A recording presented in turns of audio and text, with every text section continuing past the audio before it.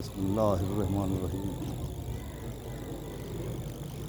مستقیما صراط الذین انعمت علیہم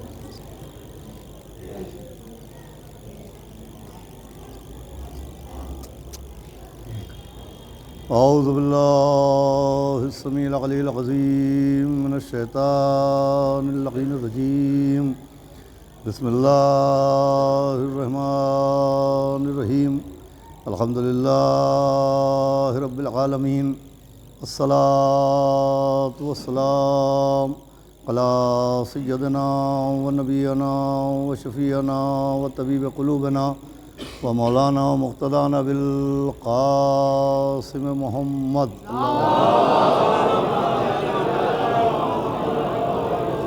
وآلہ الطیبین الطاہرین المعصومین ولعنۃ اللہ علی اعدائہم اجمعین من یومنا ھذا الی یوم الدین اما بعد فقد قال اللہ سبحانہ تبارک و تعالی فی القرآن المجید والفرقان الحمید بسم اللہ الرحمن الرحیم ان الدین عند اللہ الاسلام۔ ایک صلوات پڑھ دے محمد۔ حضرات عزاداران معصوم عالم بطفیل چہاردہ معصومین علیہم السلام، اور خصوصاً بتائید حضرت بطول بنت رسول جناب فاطمۃ الزہرا سلام اللہ، امسال بھی ان سہ روزہ مجالس کی آخری مجلس کو خطاب کرنے کا شرف مل رہا ہے۔ تاخیر ہو چکی ہے، ابھی ماتمداران و پرساداران بارگاہ شہزادی میں پرسہ پیش کریں گے۔ اتمام حجت اور حصول ثواب کی خاطر چند کلمات آپ کے سامنے عرض کرنے کے لیے میں نے قرآن مجید کی جس مشہور و معروف آیہ کریمہ کو تلاوت کرنے کا شرف حاصل کیا۔ ایک صلوات پڑھ دے محمد وآل محمد۔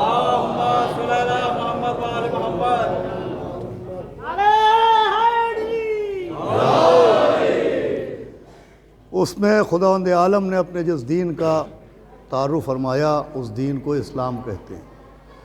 عزیزوں، اسلام کو اگر آپ ظاہر دیکھیں تو اسلام نظر آتا ہے، لیکن اگر باطن دیکھیں تو اسلام کائنات پر اللہ کا احسان نظر آتا ہے، اور ایک ایسا احسان ہے کہ جو اللہ نے ہر طبقہ بشری اور ہر طبقہ انسانی پر اس اسلام کو احسان بنا کے بھیجا۔ لیکن عزیزوں، سب سے زیادہ نمایاں احسان اسلام نے جس طبقے پہ کیا، اس طبقے کو طبقہ خواتین کہتے ہیں، اس طبقے کو طبقہ نساء کہتے ہیں، اس لیے کہ جس وقت پیغمبر نے اعلان اسلام فرمایا، اس وقت سب سے زیادہ ظلم و تشدد کا نشانہ خواتین ہوتی تھیں۔ سب سے زیادہ ظلم و سب سے زیادہ تشدد خواتین پر کیا جاتا تھا، اور خواتین میں بھی اگر کوئی عورت کنیز ہوتی تھی تو اسے جانوروں سے زیادہ بدتر مانا جاتا تھا۔ کوئی عورت بیوہ ہو جاتی تھی تو اسے نحوست کی علامت مانا جاتا تھا۔ کسی عورت کی طلاق ہو جاتی تھی تو اسے نفرت کا نشانہ بنایا جاتا تھا۔ یہ عورتوں کی حالت تھی کہ اگر کوئی بیوہ ہے تو نحوست کی علامت ہے، کوئی کنیز ہے تو جانوروں سے زیادہ بدتر ہے، کوئی طلاق شدہ ہے تو نفرت کا نشانہ ہے۔ یہ صرف عرب میں نہیں تھا، اس وقت کا سب سے کلچرڈ اور سویلائزڈ اور ایجوکیٹڈ ملک تھا مصر، جس کو ایجپٹ کہا جاتا ہے، جو آج بھی پوری دنیا کے ٹورسٹ کے لیے مرکز سیاحت ہے، جہاں کے مقابر اور جہاں کے پیرامڈس آج بھی پوری دنیا کے سیاحوں کو اپنی جانب سیاحت کے لیے کھینچتے ہیں۔ وہ ملک جہاں کی تہذیب و تمدن بام عروج پر تھی، وہاں بھی عورتوں کا یہ عالم تھا کہ اگر کسی عورت کو شادی کرنا ہوتی تھی تو قانون اسلامی یہ ہے کہ مہر لڑکے کے ذمہ رکھا گیا ہے، لیکن مصر میں اگر کسی عورت کو شادی کرنا ہوتی تھی تو اسے مہر خود ادا کرنا پڑتا تھا۔ یہ اس ملک کی بات ہے جہاں کی تہذیب اور جہاں کی تعلیم کا ڈھنڈورا اس وقت بھی پوری دنیا میں تھا۔ اب آپ سوچیں کہ جب مصر کے پڑھے لکھے ملک میں عورتوں کی یہ حالت تھی تو عرب کے جاہلوں کے بیچ میں عورتوں کی کیا حالت رہی ہوگی؟ بھائی، جب مصر میں یہ عالم تھا تو عرب میں کیا عالم رہا ہوگا؟ تو اب ایسے عالم میں اسلام بن کے نہیں آیا، بلکہ اسلام خواتین کے لیے خاص کر کے احسان بن کے آیا، اور اسلام نے خواتین پر یہ احسان کیا کہ کنیزوں کی بھی شادیاں کروائیں، اور بیواؤں کی بھی شادیاں کروائیں، اور طلاق شدہ عورتوں کی بھی شادیاں کروائیں۔ ایک ایک لفظ کو بہت غور سے سنیے گا تو بات منزل تک بہت آسانی سے پہنچ جائے گی کہ اسلام کے ذریعے کنیزوں کی بھی شادی کا حکم دیا گیا کہ ان کی بھی شادیاں ہوں، یہ بھی سماج سے جڑ جائیں، ان کو بھی عزت مل جائے۔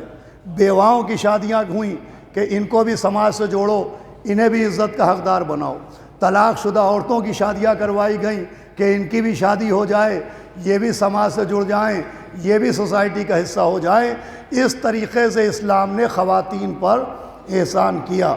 لیکن عزیزو، جس وقت اسلام خواتین پر یہ احسان کر رہا تھا، بھئی جملہ و گفتگو کا آغاز ہوگا، جس وقت اسلام نے خواتین پر یہ احسان کیا، اس وقت تاریخ اسلام کے آئینے میں یہ منظر بہت روشن نظر آیا کہ عورتوں پر جس نے احسان کیا اسے اسلام کہا گیا۔ بھئی جملے کو بدل کے عرض کروں کہ اسلام نے جن پر احسان کیا انہیں خواتین کہا گیا، اور اسلام پر جس نے احسان کیا اسے ختیجہ کہا گیا۔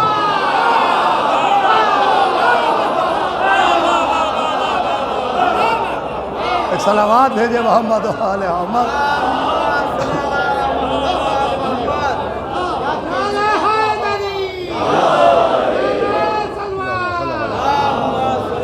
سنیے بھائی، شہزادی کی شہادت کا روز ہے، ان کی بارگاہ میں قبولیت کے لیے یہ چند جملے عرض ہیں کہ اسلام نے جن پر احسان کیا، آئیے مولانا سمر صاحب، انہیں خواتین کہا گیا، اور اسلام پر جس نے احسان کیا اسے بی بی ختیجہ کہا گیا۔ خواتین وہ ہیں جو اسلام کے احسان کے تلے دبی نظر آتی ہیں، اور اسلام وہ ہے جو ختیجہ کے احسان کے نیچے دبا نظر آتی ہے۔ بھئی خواتین پر اسلام نے احسان کیا، اسلام پر بی بی ختیجہ نے احسان کیا۔ یہی وجہ ہے کہ جب تک بی بی ختیجہ دنیا میں رہیں، پیغمبر اسلام نے کوئی عقد نہیں کیا، پیغمبر اسلام نے کوئی شادی نہیں کی۔ جب تک جناب ختیجہ دنیا میں رہیں، پیغمبر اسلام کے گھر سے کسی اور زوجہ کا گزر نہیں ہوا۔ بھائی وہ ترازو بنانے والا کارخانہ ہی نہیں بنا جو مادر سیدہ کی عظمت کو بنا تولنے والی ترازو کو بنا سکے۔ جب تک بی بی ختیجہ دنیا میں رہیں، پیغمبر نے کوئی عقد نہیں کیا۔ عظمت ختیجہ کے لیے یہی بہت ہے کہ جیسے اللہ کی وحدت میں کوئی شریک نہیں ہے، ویسے ہی ختیجہ کی زوجیت میں کوئی شریک نہیں۔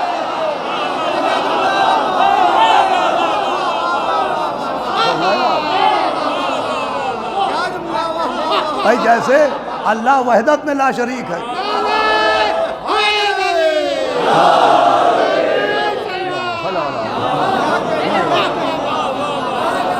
ویسے ہی بی بی ختیجہ زوجیت میں لا شریک نظر آئی۔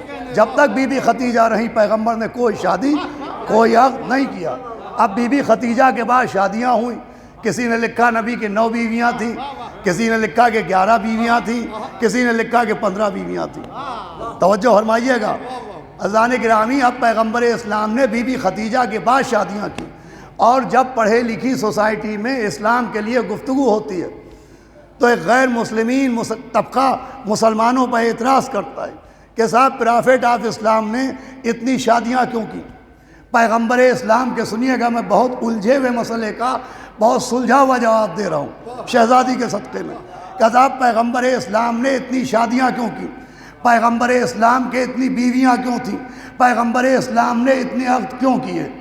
تو بھائی یہ مسئلہ ایسے سمجھ میں نہیں آئے گا کہ پیغمبر نے کتنی شادیاں کی۔ تاریخ میں یہ دیکھ کے بتائیے کہ بی بی ختیجہ کے بعد پیغمبر نے کس سے شادیاں کی؟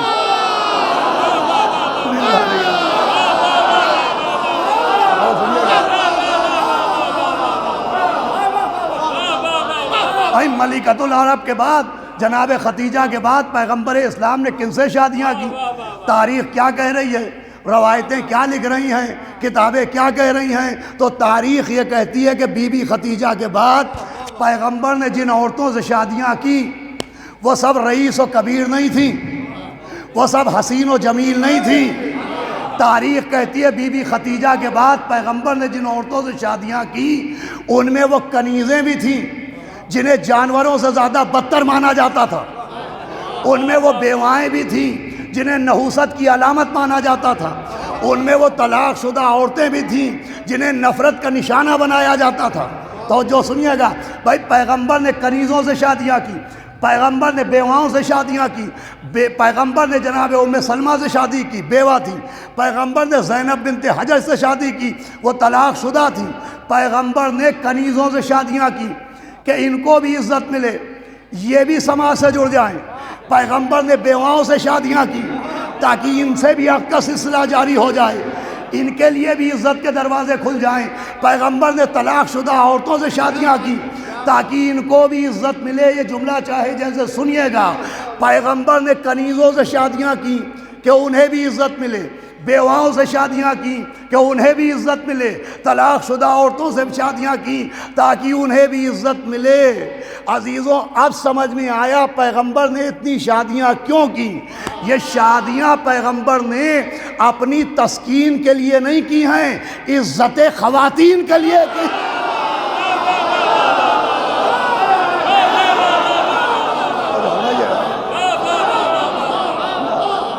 عزت خواتین کے لیے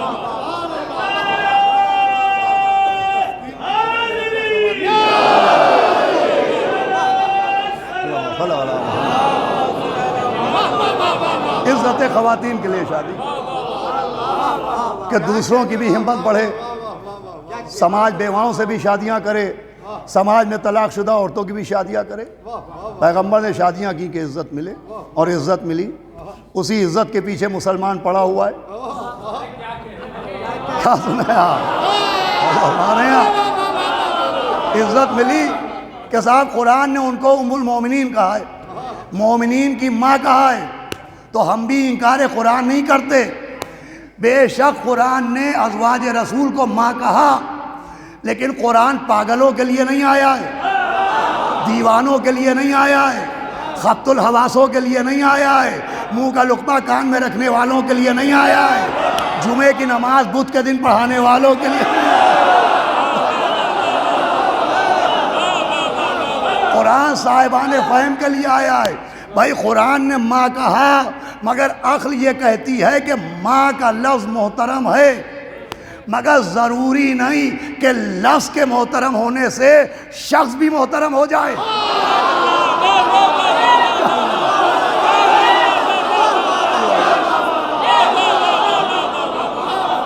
بھائی ضروری نہیں ہے کہ لفظ کے محترم ہونے سے شخص بھی محترم ہو جائے۔ مجھے بتائیے لفظ مسجد محترم ہے کہ نہیں؟ بھائی ہاں، ماں کا لفظ کے ساتھ ماں کہا ہے، ماں کہا ہے، ماں کہا ہے، قرآن میں ان کو ماں کہا گیا ہے۔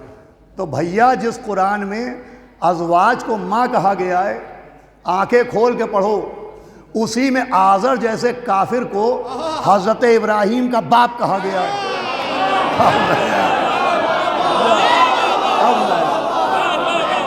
بھائی آزر جیسے کافر کو خلیل اللہ کا باپ کہا ہے، معمار کعبہ کا باپ کہا ہے، امام الناس کا باپ کہا ہے۔ اگر آپ ہم سے کہیے گا کہ انہیں ماں کہا ہے، احترام کیجئے، تو ہم کہیں گے پہلے آزر کو جھک کے سلام کیجئے۔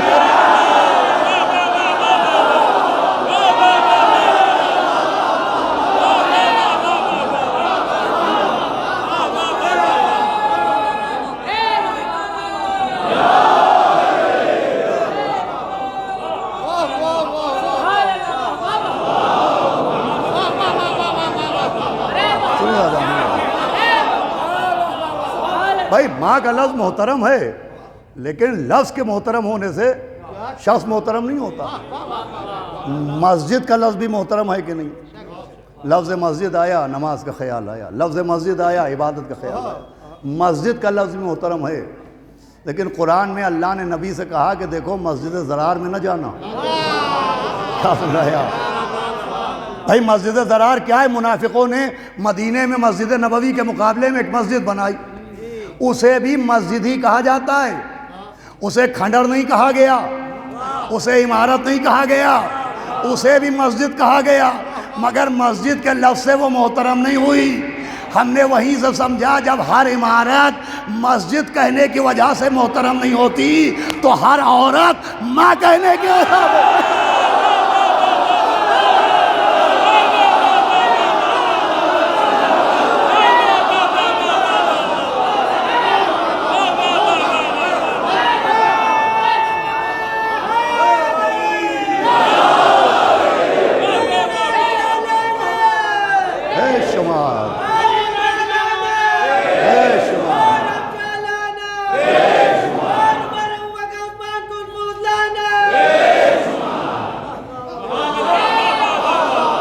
سنیے جماعت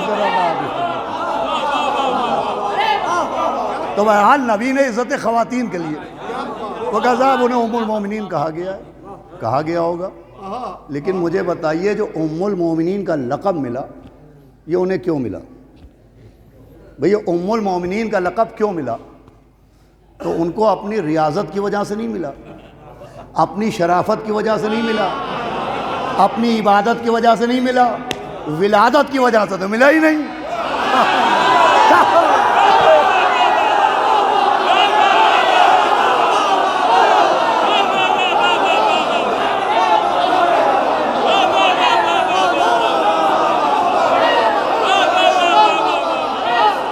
بھیا جو لفظ ملا تو شرافت کی وجہ سے نہیں، ریاضت کی وجہ سے نہیں، ولادت کی وجہ سے نہیں۔ بھیا ام المومنین لقب میں ان کا اپنا کوئی یوگدان نہیں ہے، ان کا اپنا کوئی حصہ نہیں ہے، یہ صرف نبی سے نسبت کی وجہ سے ملا۔ میں آخری آدمی سے توجہ چاہتا ہوں، چونکہ نبی سے رشتہ ہو گیا لہذا لقب ملا۔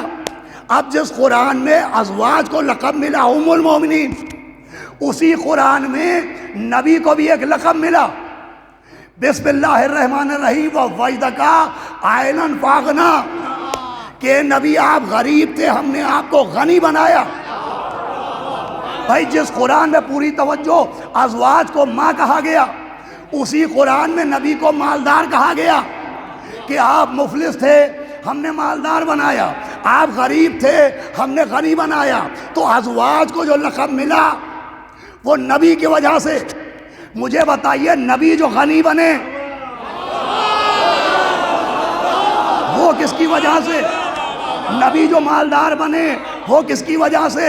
تو اہل سنت عالم فخر الدین رازی نے تفسیر کبیر میں لکھا کہ اللہ نے جو اپنے حبیب کو غنی بنایا تو صحابہ کے چندے سے نہیں بنایا، ختیجہ کے خزانے۔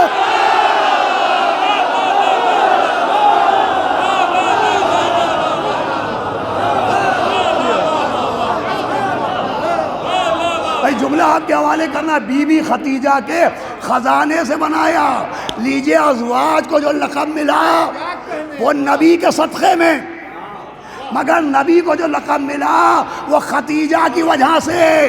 اس کا مطلب زوجہ ہونا اور ہے ختیجہ ہونا۔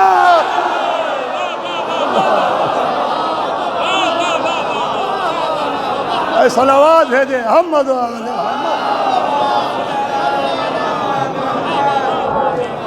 زوجہ ہونا اور میں اپنی شہزادی کی خوشنودگی کے لیے پڑھا، زوجہ ہونا اور ہے ختیجہ ہونا اور، کہ جتنی دولت تھی جتنا خزانہ تھا وہ بی بی نے پیغمبر کو دے دیا۔ اب میرا حافظہ ہو گیا ہے کمزور، آپ ذرا میری مدد کیجئے کہ وہ جو اتنا بڑا خزانہ بی بی ختیجہ نے پیغمبر اسلام کے ہینڈ اوور کیا، اس خزانے سے نبی نے کتنے فلیٹ خریدے، اس سے کتنی پراپرٹی خریدی، اس سے کتنی زمینیں خریدی۔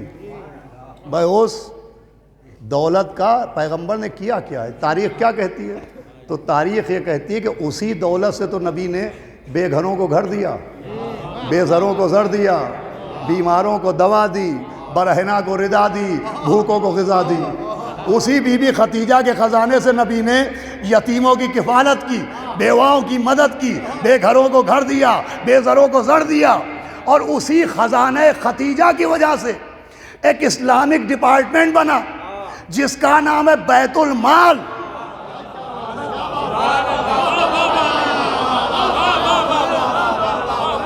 بھائی بیت المال کیا ہے؟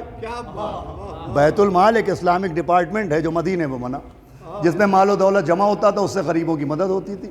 بیت المال بنا۔ مسجد نبوی میں ایک چبوترا تھا جس پہ لیٹنے والے اصحاب صفہ کہلاتے تھے۔ دور دراز کے لوگ آتے تھے جنہوں نے کلمہ پڑھ لیا تھا، کفار ستاتے تھے، وہ مسجد میں آتے تھے، ذریعہ آمدنی تھا نہیں، کوئی گھر بار تھا نہیں، کوئی تجارت تھی نہیں، تو ایک چبوترا بنا ہوا تھا اصحاب صفہ۔ مسجد نبوی میں ایک چبوترا تھا۔ دیکھیں لوگ بے سوچے سمجھے عزائے سرکار سید الشہداء پر، فضائل اہل بیت پر، اور خاص کر کے لکھنؤ میں بہت سی رسم و رواج ہے، ان پر اعتراض کرتے ہیں۔ آپ باہر کے ہی ماشاءاللہ مولائی ماتمی بیٹھے ہوئے ہیں، آپ لکھنؤ میں جب زیارتوں کو جاتے تو آپ سنیے گا، اور پورے یو پی میں ہوتا ہے، کہا جاتا ہے امام کا چبوترا۔ لوگ کہتے ہیں آپ یہ چبوترا کہاں سے لائے؟ ارے مسجد نبوی کے محراب میں رکھا تو وہیں سے اٹھا لائے۔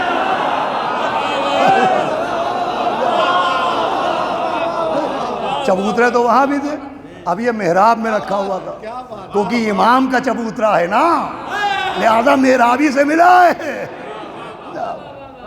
تو ان کی مدد کی، ان کی امداد کی پیغمبر نے۔ تو یہ جو بیت المال نام کا ڈپارٹمنٹ بنا، یہ آسمان سے اترا نہیں ہے، یہ بی بی ختیجہ کے خزانے سے نکلا ہے۔ اگر بی بی ختیجہ مکے میں اپنا خزانہ نہ عطا کرتی تو یہ بیت المال کا ادارہ سامنے نہ آتا۔ اب دو بیت نظر آئے، ایک مدینے میں بیت المال، ایک مکے میں بیت اللہ۔ توجہ ہے کہ نہیں آپ؟ ایک گھر مکے میں ہے بیت اللہ، بچائے جیسے سنیے گا، ایک گھر مدینے میں ہے بیت المال۔ ہم نے پوچھا بیت اللہ کیسے بنا؟ کہ خلیل کی محنت کی وجہ سے۔ ہم نے کہا بیت المال کیسے بنا؟ کہ ختیجہ کی دولت کی وجہ سے۔ بھائی بیت اللہ بنا خلیل کی محنت کی وجہ سے، بیت المال بنا بی بی ختیجہ کی دولت کی وجہ سے۔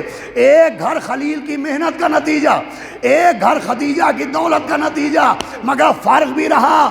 جو گھر خلیل کی محنت سے بنا وہ امیروں کے حج کے کام آیا، جو گھر ختیجہ کی دولت سے بنا وہ غریبوں کی مدد کے کام۔ ایک صلوات بھیجے محمد علیہ محمد۔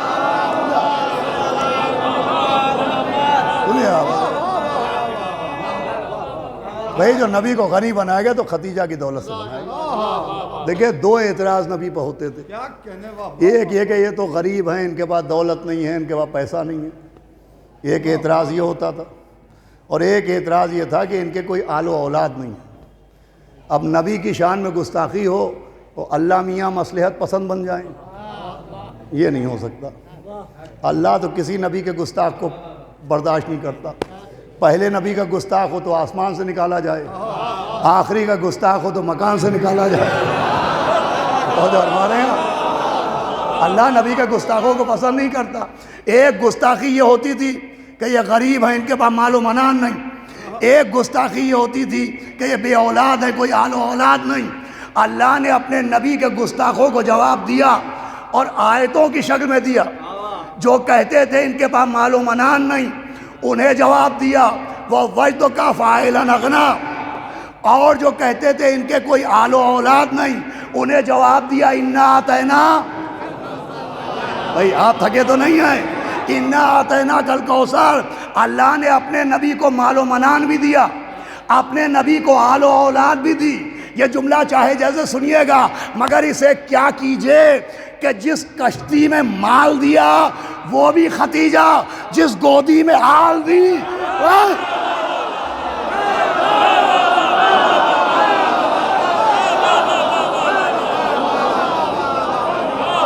صلوات بھیجے محمد وآل محمد۔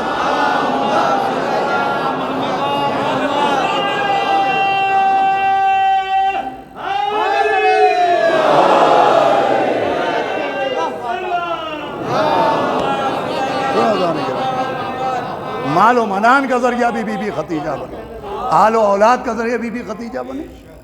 ارے زوجہ ہونا اور ہے، ختیجہ ہونا اور ہے۔ ازواج سمجھ میں آتی ہیں، بی بی ختیجہ سمجھ میں نہیں آتی۔ ام المومنین ارے دنیا نے ام المومنین کا مطلب ہی نہیں سمجھا.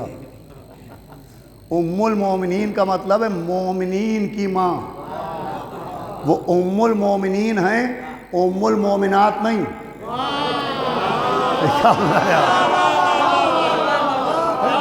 بھائی وہ ام المومنین ہے والمومنات نہیں. مومنین کی ماں ہے، مومنات کی نہیں. بھائی سمجھیے گا اس بات کو.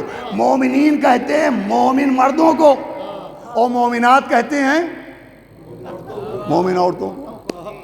وہ مردوں کی ماں کہلائیں، عورتوں کی نہیں. تاریخ میں گواہی بھی موجود ہے.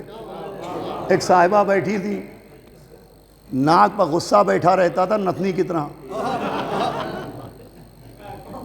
ماتھے پر بل رہتے تھے سانپ کی طرح.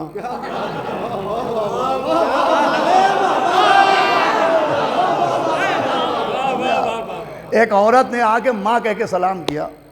تو کہا خبردار تم اپنی ماں نہ کہنا، میں تمہارے مردوں کی ماں ہوں، عورتوں کی ماں نہیں. میں یہ تاریخ بیان کر رہا ہوں. تم مرد اور میں مردوں کی ماں ہوں، عورتوں کی نہیں. تو وہ ام المومنین کہلائیں، والمومنات نہیں. مومنین کی ماں ہے، مومنات کی نہیں. مردوں کی ماں ہے، عورتوں کی نہیں. پوری توجہ سنیے گا. اور نبی کی امت میں مرد بھی ہیں، نبی کی امت میں عورتیں بھی ہیں. اس کا مطلب وہ 50% کی ماں ہے، 100 کی نہیں. پوری توجہ سنیے گا بھائی، آخری آدمی تک. وہ 50% کی ماں ہے، 100 کی نہیں. مگر وہ جو غدیر میں مولا بنایا گیا،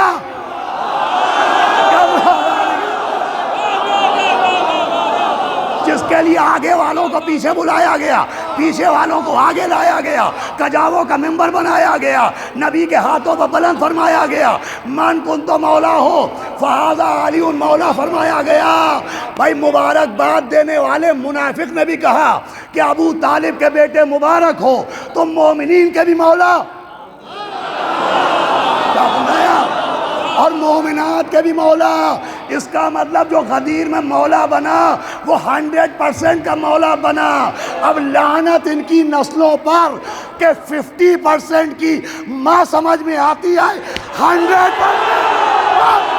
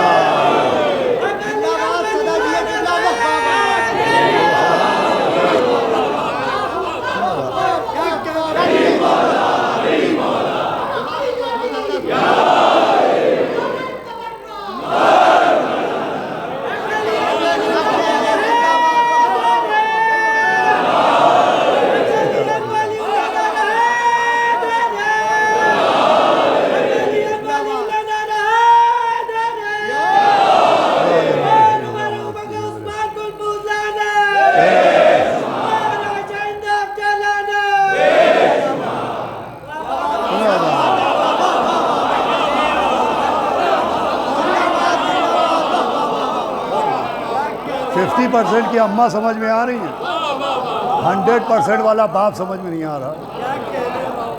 بین بچوں کی ماں سمجھ میں آ رہی ہیں، جس کے لیے نبی نے کہا کہ اس امت کے 2 باپ ہیں، ایک میں اور ایک علی. وہ سمجھ میں نہیں آ رہا. عزیزان گرامی، بڑے افسوس کی بات ہے. ان کا احترام سمجھ میں آ رہا ہے اور مولا کائنات کی ولایت سمجھ میں نہیں آ رہی. تو یہ سمجھ میں نہ آنے سے ہماری سمجھ میں بہت کچھ آ جاتا ہے. یہ بات میں بہت پہلے پڑھ چکا ہوں، بیچ میں ہی میں نے پڑھا تھا اور خود بھی پڑھتا ہوں. شعراء اہل بیت پہ اللہ کا، اہل بیت کا ایک خاص کرم ہوتا ہے کہ ان سے تو اکثر فرمائش ہو جاتی ہے. ہم ہی نے ابھی جمال میاں سے کہا کہ وہ قطعہ پڑھ دیجئے، لیکن ہم بدنصیب ذاکر کہ ہم سے کوئی نہیں کہتا وہ نقطہ پڑھ دیجئے. یہ چپکے سے سننے میں آتا ہے کہ پڑھی پڑھائی پڑھ دی، صلوات بھیجے محمد والے۔ اب ڈھیٹ بن کے ہم ہی پڑھ لیتے ہیں۔ اچھا اچھا بھائی شہزادی قبول کر لیں، اللہ لعنت کرے اور عذاب میں اضافہ فرمائے۔ نہ سمجھ میں آنے سے ہماری سمجھ میں آتا ہے، سب کچھ سمجھ میں آتا ہے۔ دیکھیے ادھر مولا علی کی بات آئی، اہل بیت کی بات آئی، ولایت کی بات آئی، عزا کی بات آئی، فضائل کی بات آئی، یہ سمجھ میں نہیں آتا، سب سمجھ میں آتا ہے۔ یہ کیا مسئلہ ہے؟ یہ کیوں نہیں سمجھ میں آتا؟ تو دیکھیے مسئلہ یہ ہے کہ میں نے سمر میاں سے کہا کہ مسلسل مجلسیں سے پڑھنے سے میرا گلا شکستہ ہو گیا ہے، آپ کوئی ایسی دوا، آپ بھی مجلس پڑھتے ہیں، کوئی ایسا کیپسول دیجئے جس سے میرا گلا صحیح رہے۔ تو انہوں نے کیپسول دیا کہ اسے کھائیے انشاءاللہ آپ کی آواز کھل جائے گی۔ تو میں نے کیپسول دہن میں رکھا اور پانی پیا، تو پانی گلے سے اتر گیا، جیسے نماز اتر جاتی ہے، جیسے روزہ اتر جاتا ہے، تراویح اتر جاتی ہے، بخراتیت اتر جاتی ہے، اور کیپسول اٹک گیا جیسے ولایت علی اٹک جاتی ہے۔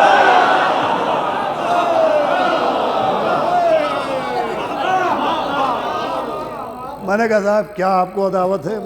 آپ بچے ہمارے سامنے چھوٹے ہیں، مقابلہ اپنے سن والوں سے کیجئے، میں تو آپ کے مقابلے میں سینئر ہوں، آپ نے کیوں ایسا کیپسول دیا؟ تو لوگ کیا کہیں گے کہ صاحب خرابی کیپسول میں نہیں ہے، اپنا گلا چیک کروائیے۔ مولا علی کی ولایت ایک کیپسول ہے جس میں آدم کا علم ہے، نوح کا تقویٰ ہے، موسیٰ کی ہیبت ہے، عیسیٰ کا زہد ہے، یوسف کا جمال ہے، محمد کا جلال ہے، کل ایمان ہے، مرد میدان ہے، وسیع رسول ہے، شوہر بطول ہے، جناب امیر ہے، مولائے غدیر ہے، قطب الاقطاب ہے، حبیب الاحباب ہے۔ اب جس کے گلے سے ولایت علی نہ اترے، ولایت پہ انگلی نہ اٹھائے، عقیدے کی مشین پہ ایک سرے کرائے، کہیں بغض علی کا کینسر تو نہیں ہو۔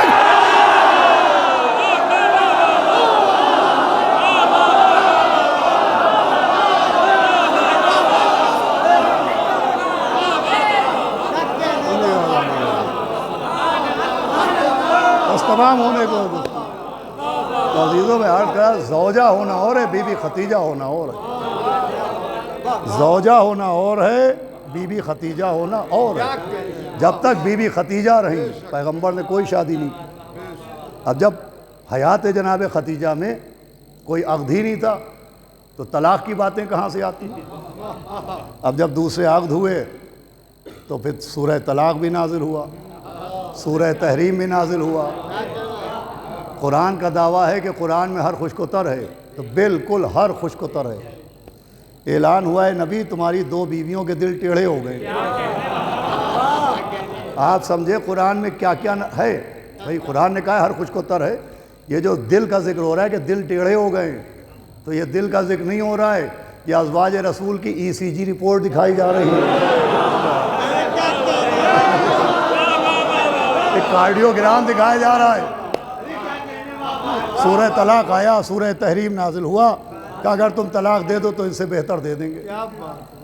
اب لوگ کہتے ہیں حالانکہ طلاق ثابت ہے، لیکن ایک طبقہ ہے کہ صاحب پھر رسول اللہ نے طلاق کیوں نہیں دی، طلاق کیوں نہیں دی؟ سنیے آپ کہ صاحب اگر ایسی تھی تو پیغمبر نے طلاق کیوں نہیں دی؟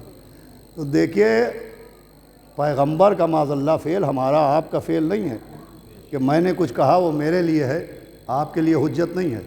آپ نے کوئی کام کیا، وہ کام آپ کی ذات تک محدود رہے گا، وہ کام میرے لیے حجت نہیں بنے گا۔ لیکن پیغمبر کا عمل، بسم اللہ الرحمن الرحیم، لقد کان لکم فی رسول اللہ اسوۃ حسنہ، بسم اللہ الرحمن الرحیم، قل ان کنتم تحبون اللہ فاتبعونی یحببکم اللہ ویغفر لکم ذنوبکم واللہ غفور رحیم۔ پیغمبر کی سیرت ہمارے لیے نمونہ عمل ہے۔ پیغمبر جو عمل کرتے ہیں وہ کہلاتا ہے سنت۔ بہت غور سے سنیے گا، پیغمبر جو عمل کرتے ہیں وہ کہلاتا ہے سنت، اور سنت کے دامن میں ہوتا ہے ثواب۔ پیغمبر نے سرما لگایا، سرما لگانا سنت۔ پیغمبر نے خضاب کیا، خضاب کرنا سنت۔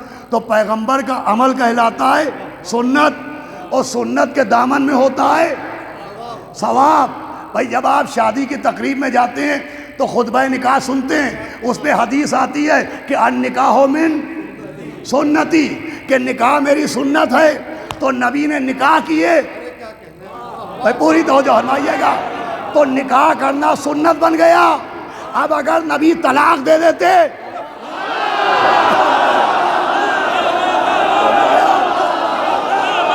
تو طلاق دینا بھی نبی کی سنت بن جاتا. پھر گھروں میں عذاباً طلاق نہ ہوتی، ثواباً طلاق.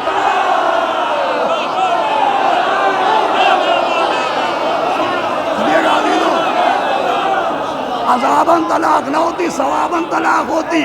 طلاق طلاق طلاق نہ ہوتی، طلاق ہی طلاق ہوتی. ارے ملت مسلمہ نبی کو سلام کرے کہ نبی نے 2 کو برداشت کر کے کروڑوں کو بچا لیا.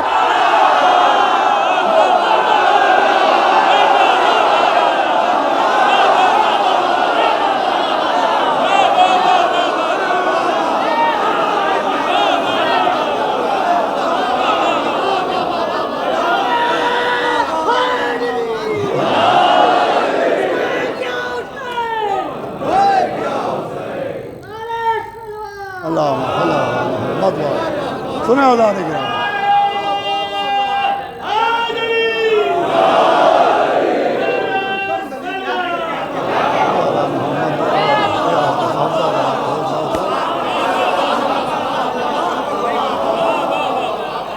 ثواباً طلاق دیا کہ طلاق سنت رسول ہے، طلاق سنت رسول. طلاق طلاق طلاق نہ ہوتی، طلاق ہی طلاق ہوتی. بہرحال لیکن یہ ساری باتیں جناب ختیجہ کے بعد ہوئی. جب تک بی بی ختیجہ رہی کوئی عقد نہیں تو کوئی طلاق کی بات نہیں. بس عزیزوں، جہاں سے گفتگو شروع کی تھی وہیں سے گفتگو کو اختتام تک پہنچا. اسلام نے جس پر احسان کیا اسے خاتون کہا گیا. اسلام پر جس نے احسان کیا اسے بی بی ختیجہ کہا. اب بی بی ختیجہ کے احسانات کو تولنے والی ترازو نہیں بنی ہے. اسی بی بی ختیجہ کے ایک احسان کا نام ہے جناب سیدہ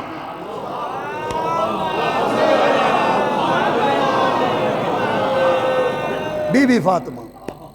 اب آپ اس سے اندازہ لگائیں جناب ختیجہ کی عظمت کو. جناب ختیجہ کی بیٹی کا نام بھی فاطمہ، بی بی ختیجہ کی بیٹی کا نام بھی فاطمہ ہے. آپ کو معلوم ہوگا بی بی ختیجہ کی والدہ کا نام بھی فاطمہ ہے. ختیجہ کی ابتدا بھی فاطمہ،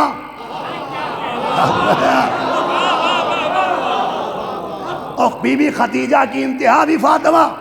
بی بی ختیجہ سے پہلے بھی فاطمہ، بی بی ختیجہ کے بعد بھی فاطمہ. ختیجہ کی ماں بھی فاطمہ، ختیجہ کی بیٹی بھی فاطمہ. یہ شان صرف 2 ہستیوں میں نظر آئی، یا تو ختیجہ میں کہ جس کی ماں بھی فاطمہ، جس کی بیٹی کا نام بھی فاطمہ، اور یہ شان عباس میں نظر آئی کہ عباس کو جس نے جنم دیا وہ بھی فاطمہ، جس نے بیٹے کا لقب دیا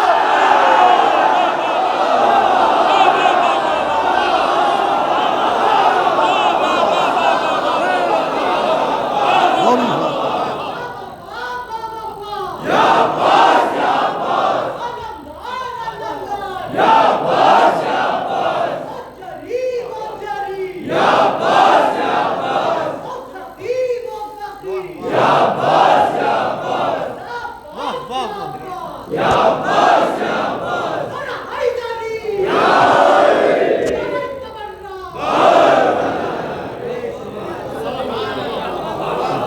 یہ شان یا تو بی بی ختیجہ میں نظر آتی اور یا مولا عباس میں نظر آتی کہ جس نے جنم دیا وہ بھی فاطمہ، جس نے بیٹے کا لقب دیا وہ بھی فاطمہ.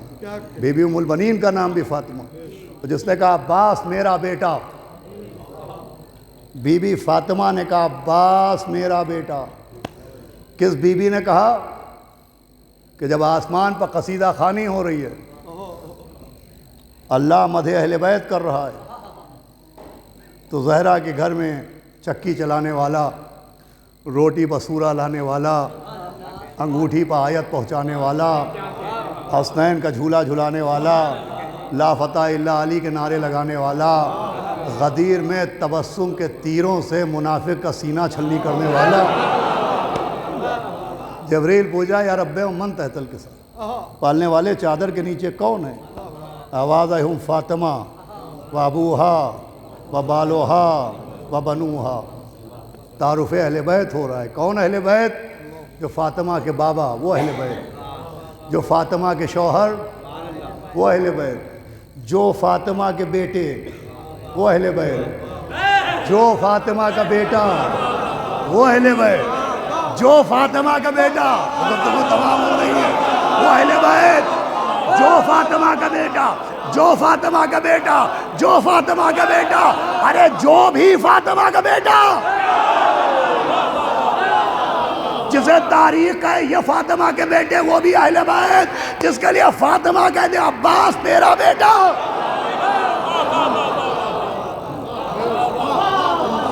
بیٹا کہہ کے شامل اہل بیت کر لیا۔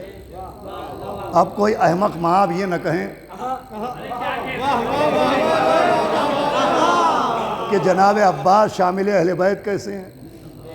ارے مولا عباس تو مولا عباس ہیں، مولا عباس تو قمر بنی ہاشم ہیں۔ بھائی ماشاءاللہ بہترین شاعر بھی ہیں، بہترین خطیب بھی ہیں۔ میر ہلال رضوی صاحب بیٹھے ہیں۔ ہلال بھی چاند کو کہتے ہیں اور قمر بھی چاند کو کہتے ہیں۔ عربی زبان میں ہلال بھی چاند کو کہتے ہیں اور قمر بھی چاند کو کہتے ہیں۔ ہلال کس چاند کو کہتے ہیں؟ پہلی کے چاند کو ہلال کہتے ہیں، 14ویں کے چاند کو قمر کہتے ہیں۔ میری بات پہنچی نہیں؟ پہلی کے چاند کو ہلال کہتے ہیں، 14ویں کے چاند کو قمر کہتے ہیں۔ اب سمجھیے عباس کا لقب ہلال بنی ہاشم نہیں ہے، قمر بنی ہاشم۔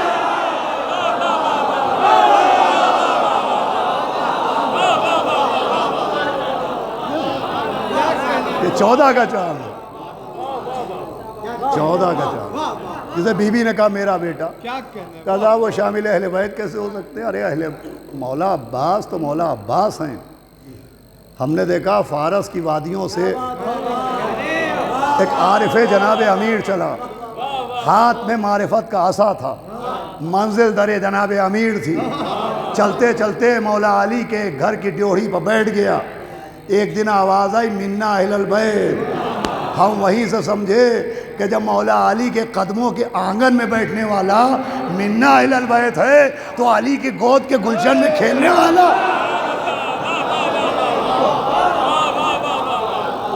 وہ عباس جسے بی بی فاطمہ نے اپنا بیٹا۔ دیکھیں میں یوں ہی اس ذکر تک نہیں آیا کہ بی بی فاطمہ کے ذکر سے جناب عباس کے ذکر۔ آج اسی مظلومہ بی بی کا ماتم ہے۔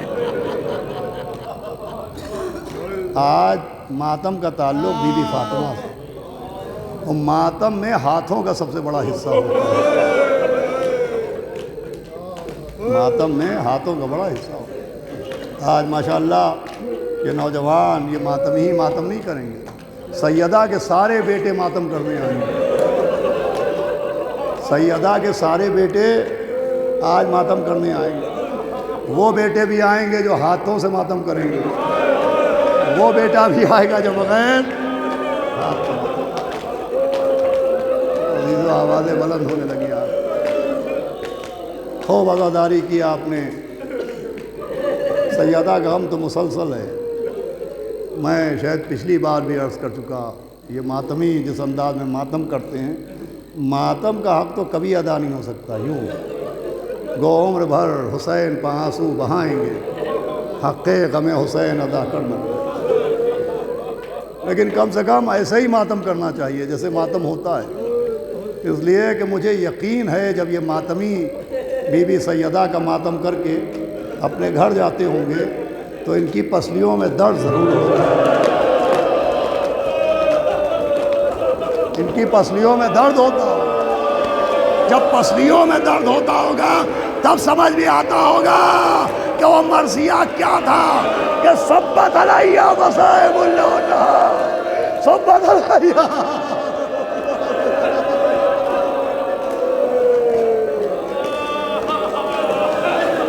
بابا آپ کو وہ مصیبتیں پڑی، بابا مجھ پہ وہ مصیبتیں پڑی کہ اگر دنوں وہ پڑتی تو وہ مثل شب تاریخ، پسلیوں کا ٹوٹنا۔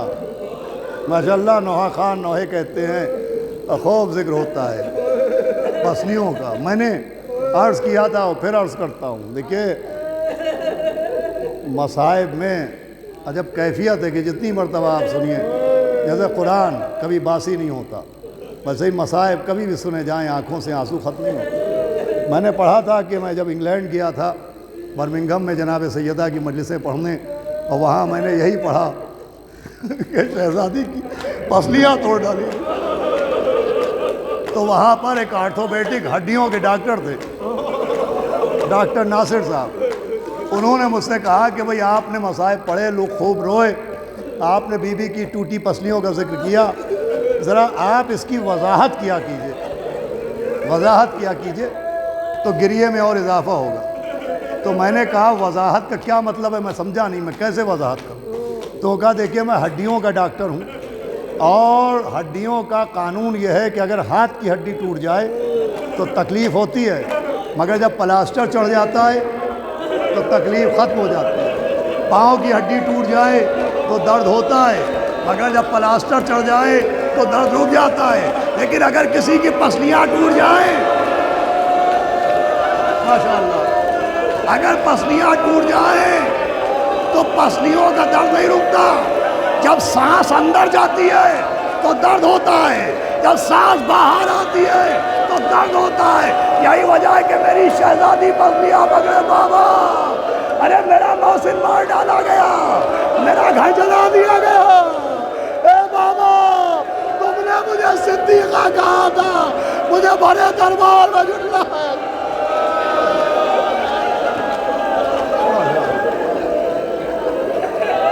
5-6 منٹ میں مریت تمام ہو۔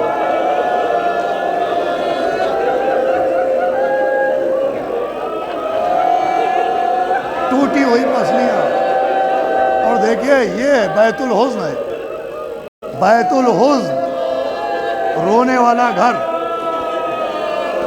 یہ پہلا امام باڑہ تھا جو مولا کائنات نے اپنے ہاتھ سے بنایا۔ جب بی بی سے کہا گیا یا دن میں رو یا رات میں رو،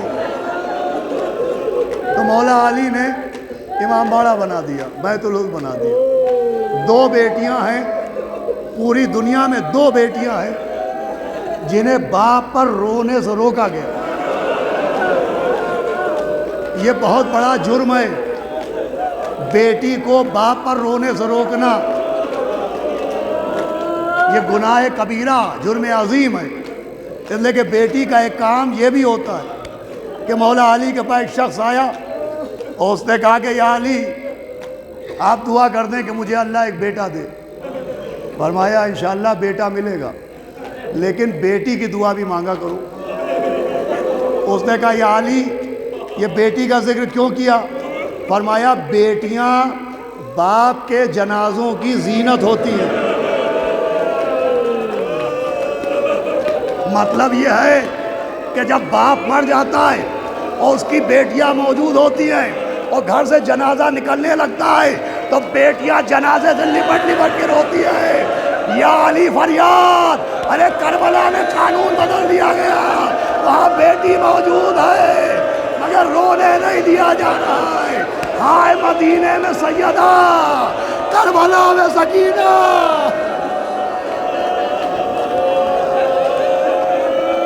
ماشاءاللہ، یہی انداز گریہ ہونا چاہیے۔ دیکھیں رونا اسی کو کہتے ہیں جیسے آپ رو رہے ہیں،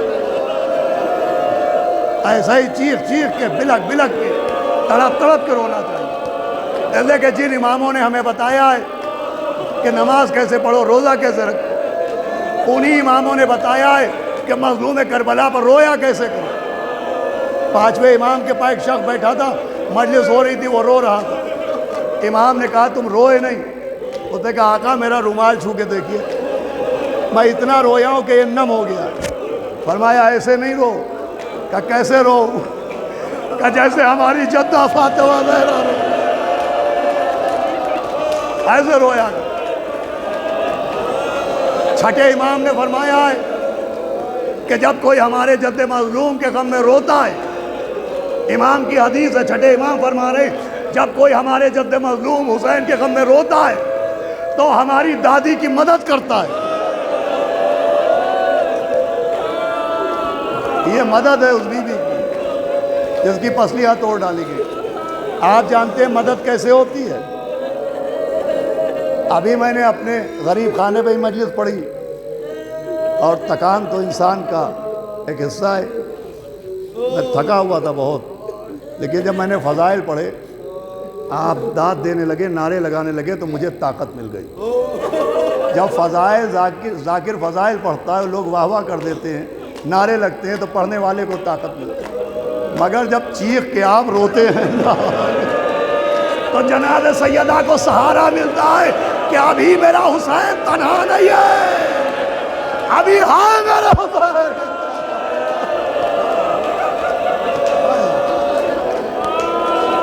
ابھی اکیلا نہیں. تو بیت الحسن بنوایا.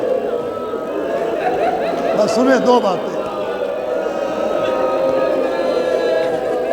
کل برادرم خطیب صداقت علی متقی زیدی صاحب پوری شہادت پڑھ چکے، مجھے شہادت نہیں پڑھنا.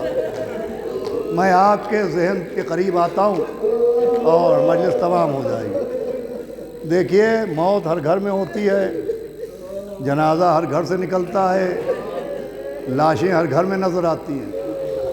ہم اس اجڑے ہوئے گھر کو کیوں روتے ہیں؟ موتیں تو ہر گھر میں ہوتی ہیں، جنازے ہر گھر سے نکلتے ہیں. لیکن عزیزوں، ہم ان پر اس لیے روتے ہیں کہ آپ یاد کیجئے خوب اچھی طرح. مجھے تو یاد ہے، میں جب سے باشعور ہوا بہت سے جنازے دیکھے.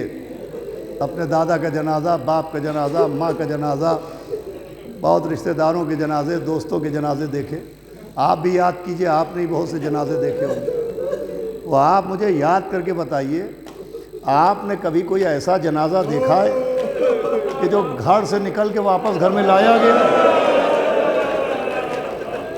کوئی ایک جنازہ ایسا آپ نے دیکھا؟ آپ نے نہیں دیکھا ہوگا. بھئی اہل بیت پر اس لیے روتے کہ مولا حسن مجتبیٰ کا جنازہ نکلا اور ملونہ نے تیروں کی بارش کی. جنازہ گھر میں آیا، مولا عباس نے جنازے کو زمین پر رکھا، دوڑتے ہوئے حجرے میں گئے. پیچھے پیچھے ماں آ گئی. کہا عباس کیا ڈھونڈ رہے ہو؟ کہا اماں میری تلوار کہاں ہے؟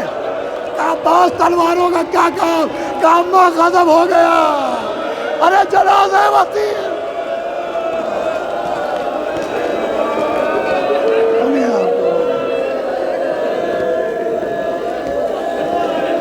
بس 2 منٹ میں لیے تمام.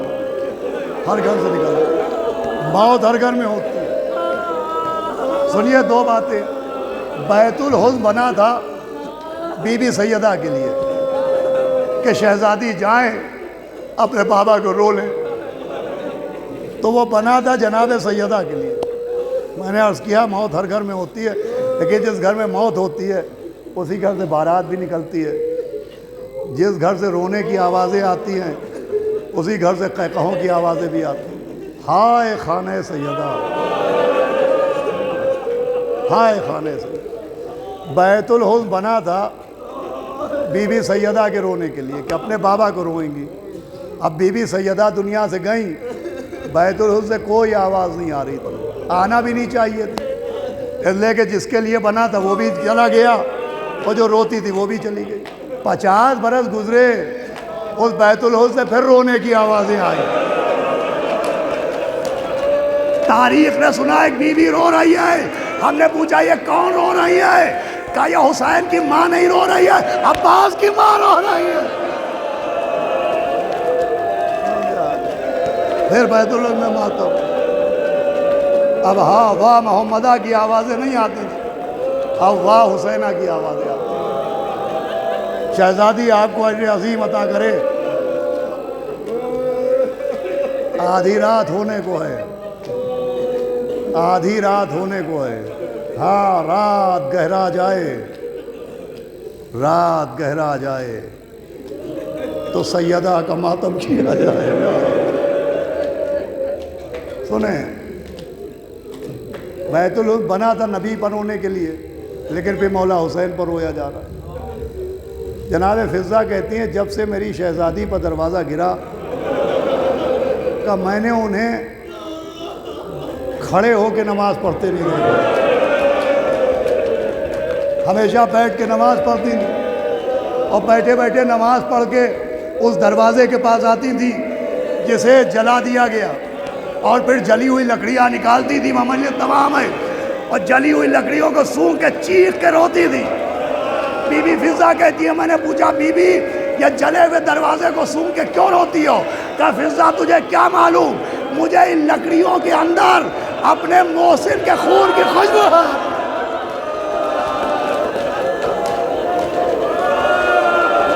مجھے محسن کے خون کی خوشبو ہے۔ یہ کیا ہوا؟ یہ ہوا کہ بی بی سیدہ جلے ہوئے دروازے کی لکڑیاں سونگ سونگ کے اپنے محسن کو روتے۔ اب یہ ہو گیا تھا، اس کے بعد تو نہیں ہونا چاہیے تھا نا، ایسا کوئی واقعہ نہیں ہونا چاہیے، مگر ہوا۔ 50 برس بعد کربلا سے ایک لٹا ہوا قافلہ آیا، اعلان ہو رہا تھا مدینے والوں مدینہ رہنے کے قابل نہیں رہ گیا۔ اسی قافلے میں سیدہ کی بہو بھی آئی تھی، جس کی مانگ بھی اجڑی ہوئی تھی، جس کی گود بھی لٹی ہوئی تھی، جس کا نام جناب ام رباب تھا۔ اب دیکھیں سیدہ کی بہو تھی تو کہاں جاتی؟ اسی گھر میں آئی جس گھر میں سیدہ اپنے محسن کو روتی تھی، لیکن کبھی سائے میں نہیں بیٹھتی تھی، ہمیشہ دھوپ میں بیٹھتی تھی۔ جب جناب ام رباب دنیا سے گئی تو ایک عورت نے دیکھا کہ بی بی ام رباب کی چادر کے کونے میں امنیہ تمام ہے، کچھ بندھا ہوا ہے۔ اس نے کہا دیکھو کہیں زیور تو نہیں ہے، لیکن اب جو چادر کو کھولا گیا تو زیور نہیں نکلے، علی اصغر کے جھولے کی لکڑیاں برآمد ہوئی۔ ارے جس گھر میں سیدہ ہائے میرا محسن، اسی میں ام رباب ہائے میرا اصغر، ہائے میرا ششرا، ہائے میرا پیاسا۔